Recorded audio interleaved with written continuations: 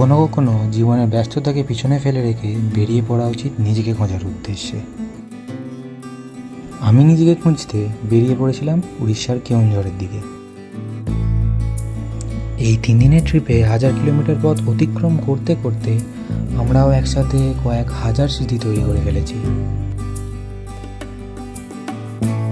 পাহাড় ঘেরা রাস্তা আর সুন্দর সবুজ ল্যান্ডস্কেপ দেখতে দেখতে আমরা অভিজ্ঞতা করেছিলাম বাংলাদেশের কিছু সাইট সিনের অপরূপ সৌন্দর্য। পরের দিন রওনা দিই কেওনঝড়ের জঙ্গলের মাঝখান দিয়ে যাওয়া পাহাড়ি রাস্তায় কিছু লুকিয়ে থাকা ঝর্ণা খোঁজার উদ্দেশ্যে।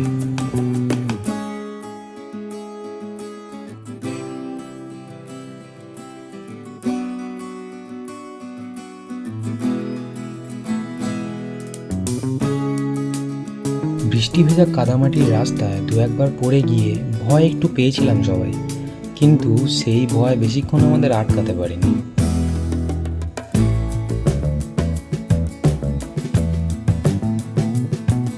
হাসি ঠাট্টা আর ঝর্ণায় স্নান করতে গিয়ে সবার বাচ্চা হয়ে যাওয়া, এভাবেই সবার সাথে একটা সুন্দর বন্ধুত্বের সম্পর্ক তৈরি হওয়া। কত তাড়াতাড়ি যেন কেটে গেল এই 2 দিন। আমাদের ডে 3 লাস্ট ডে, বাড়ি যাওয়ার পালা এসে গেছে। এখন সকালে সবাই খেয়ে দিয়ে ব্রেকফাস্ট করে রেডি হয়ে গেছে, সবার গাড়ি এখন লাগেজ প্যাকিং চলছে। এবার আমরা বেরোবো এখান থেকে। মোটামুটি অ্যাপ্রক্স 450 কিলোমিটার মতো আছে বাড়ি। আর এখান থেকে একটা ভিউ পয়েন্ট আমরা যাব, যেটা হচ্ছে ভীমকুণ্ড ওয়াটারফল। তো এখানে আমরা হোটেল ইন্ডিয়াতে উঠেছিলাম, পিছনে তোমরা দেখতে পাচ্ছ। লিঙ্ক ডেসক্রিপশানে আমি দিয়ে দেবো তোমাদের। চলো এবার দেখা হচ্ছে মোটো ব্লগিং সেটআপে আবার।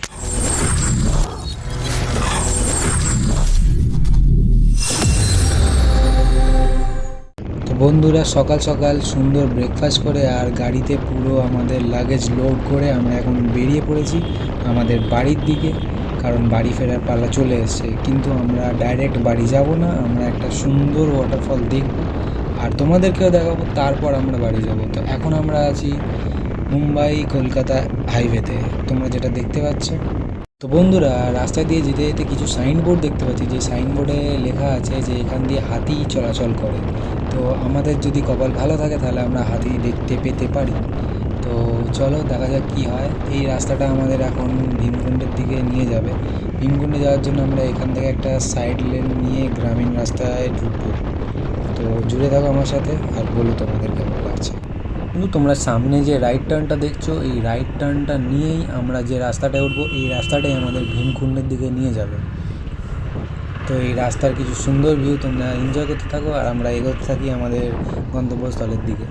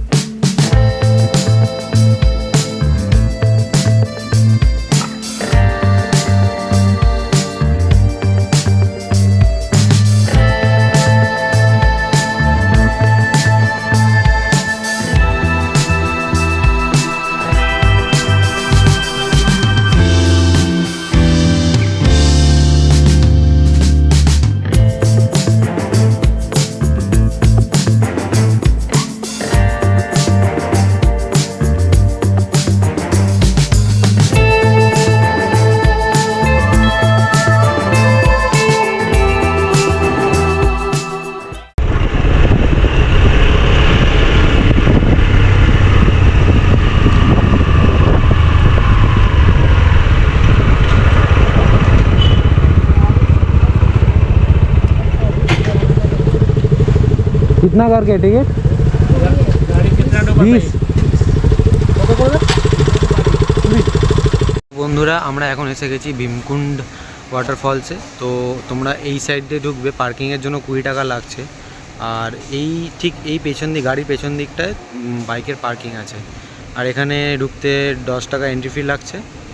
তারপর এখান দিয়ে তোমরা সোজা একটা ব্রিজ টাইপের আছে, যেখান থেকে পুরো ফলসটা দেখা যাবে। চলো তোমাদের দেখাই। বন্ধু এখানে একটা ওয়াচ টাওয়ার আছে, আর তোমরা হেঁটে হেঁটে এই ওয়াচ টাওয়ারটা চারপাশ দিয়ে পুরো দেখতে পাবে। ঠিক আছে, এইখানে হচ্ছে পুরো পাথর আর ঝর্ণা এখানে দেখতে হবে পুরো এই জায়গাটা জুড়ে। ঠিক আছে, এই সাইডটাতেও আছে। চলো তোমাদের ওয়াচ টাওয়ারের ওপর থেকে দেখাই ভিউটা। আমি চলে এসেছি ওপরে, এটা হচ্ছে ওই রাস্তাটা যেটা দিয়ে আমরা এখানে এলাম। জাস্ট ভিউটা দেখো তোমরা একবার।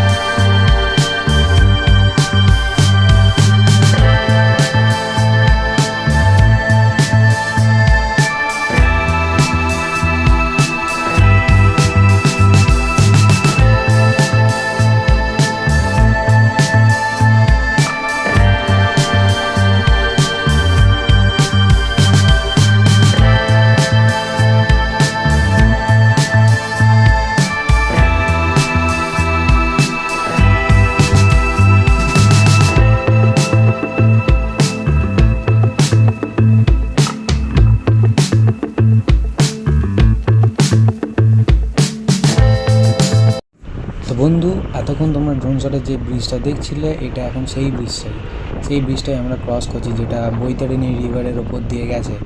আর এই রাস্তা ধরেই আমরা মেন রোডে উঠবো, আর সেই মেন রোড থেকেই আমরা সেই প্রথম দিনে পাওয়া ঘাটি রিজিয়নটায় ঢুকবো। তো বন্ধু উঠে পড়েছি মেন রোডে, আর এই রাস্তাটা আগে গিয়ে আরও চওড়া হয়ে যাবে। তো রাস্তাটা জাস্ট দেখো একবার, সুন্দর পুরো মাখনের মতো রাস্তা। মানে এই রাস্তায় চালিয়ে কোনো কষ্ট নেই বস, পুরো জঙ্গলের মাঝখান দিয়ে রাস্তাটা গেছে, জাস্ট অসাম লাগছে।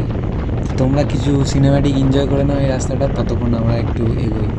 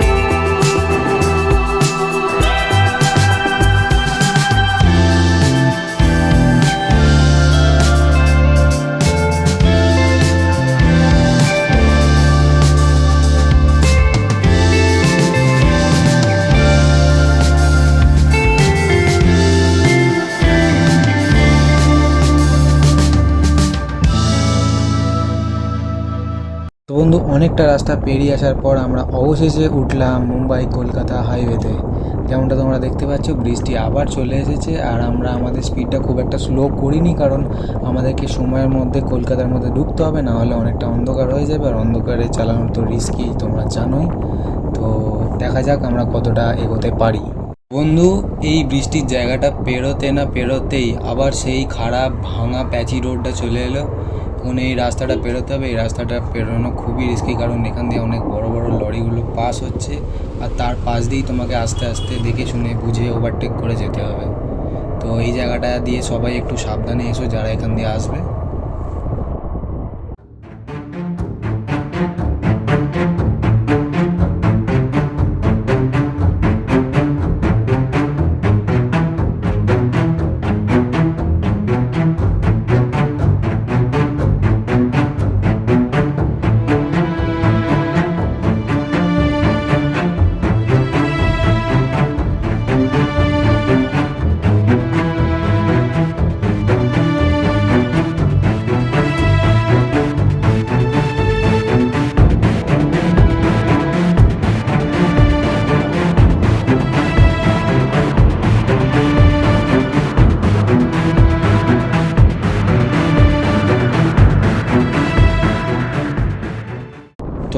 অবশেষে আমরা সেই খারাপ আর প্যাচি রোডটা পেরিয়ে চলে এসেছি। আর তোমরা তো জানোই যে এখন আমরা আছি মুম্বাই কলকাতা হাইওয়েতে। এই হাইওয়ে ধরেই এখন আমরা সোজা যাব, আর সোজা এই রাস্তাটা উঠবে একটা ঘাটি রোডে, ঘাটি সেকশানে। এই ঘাটি সেকশানটাই আমাদের একটু লাস্ট মানে টাফ প্যাচ থাকবে, তারপরেই আমরা প্রপার হাইওয়ে পেয়ে যাবো, আর প্রপার হাইওয়ে ধরেই আমরা বাড়ি ফিরবো। গোপ্রোতে আর বেশি চার্জ নেই, আমি জানি না কতক্ষণ আর ব্যাকআপ দেবে, কিন্তু যতটা তোমাদের দেখাতে পারি ততটাই দেখাবো। জুড়ে থেকো আর আমাকে কমেন্ট সেকশানে জানিও যে তোমাদের এই ব্লগটা কেমন লাগছে। আর যারা যারা সাবস্ক্রাইব করোনি এখন অবধি আমার চ্যানেলটা, প্লিজ সাবস্ক্রাইব করে দিও। তো আমরা এখন এসে গেছি সেই ঘাটির রাস্তায়, আর এই ঘাটির রাস্তাটা আমাদের আসার দিনকে কিন্তু ফাঁকা ছিল পুরো, কিন্তু এখন জানি না কেন একদম লম্বা লাইন দেখতে পাচ্ছি, পেছন থেকে পুরো লরি আর গাড়ির লম্বা লাইন লেগে আছে। তো সামনে যাই দেখি, হয়তো কিছু প্রবলেম হয়েছে বা কিছু কাজ চলছে রাস্তায় যার জন্য জ্যাম আছে। তো আমরা বাইক যাচ্ছি যেহেতু, ওই জন্য আমাদের সুবিধা যে আমরা সাইড দিয়ে ফাঁক ফোকর দিয়ে বেরিয়ে যেতে পারবো।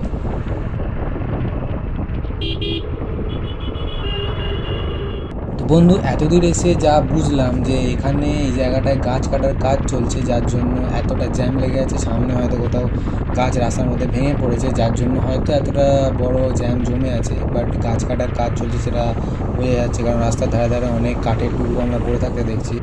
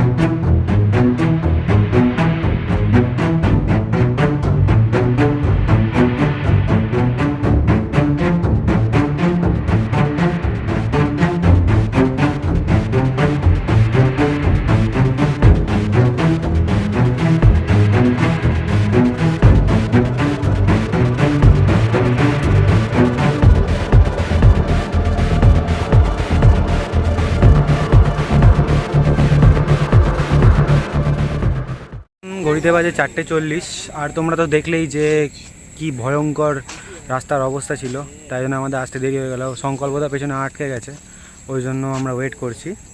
এখানে সবাই আছে। রাস্তার অবস্থা খুব খারাপ, এখনও অবধি লাঞ্চ হয়নি আমাদের। দেখা যাক কত দূর টানে যাওয়া যায়। প্ল্যানিং তো আছে কোলাঘাটে গিয়ে লাঞ্চ করা হবে, বাকিটা দেখা যাক কী হয়। সবাই এসে গেছে আর আমরা বেরিয়ে পড়েছি। আমাদের কারোর লাঞ্চ হয়নি, তাই জন্য এখন বাংরিপোসিতে সিমলিপাল রিসর্টেই আমরা আমাদের লাঞ্চ করার প্ল্যানটা করেছি, যেটা আমরা আসার দিনও এখানেই লাঞ্চ করেছিলাম। তো এখানেই আজকে যাব, গিয়ে লাঞ্চটা করব, আর লাঞ্চ করে টোরে বাড়ির দিকে রওনা হব। তো বন্ধু, আমার গোপ্রোতে ব্যাটারি একদমই নেই, তো যতদূর সম্ভব এটাই আমার গোপ্রোর লাস্ট ক্লিপ।